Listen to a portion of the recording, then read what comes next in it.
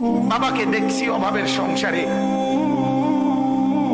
27 দিন তারাবির নামাজ যেদিন শেষ হয়েছে তারপর দিন একটা পাঞ্জাবির কাপড় কিনে দিছে আমারে।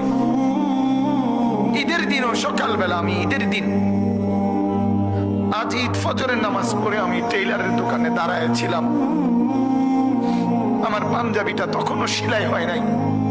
আমি ঈদের নামাজে যাব কিভাবে? আমি সেই অভাবের সংসারে বড় হয়েছি।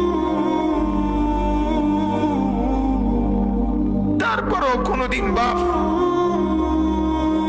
অবৈধ রোজগারের পিছনে যায় না। এক মসজিদের ইমামতি করছে 43 বছর আব্বা এক মসজিদে নামাজ পড়াইছে। এক মসজিদ 43 বছর এক মসজিদের ইমাম ছিল আমার বাপ। এটা বোঝা উচিত নিজের সন্তানকে গুনাহের রোজগারের উপরে নামাই দিয়ে কেমনে সুখ আসবে?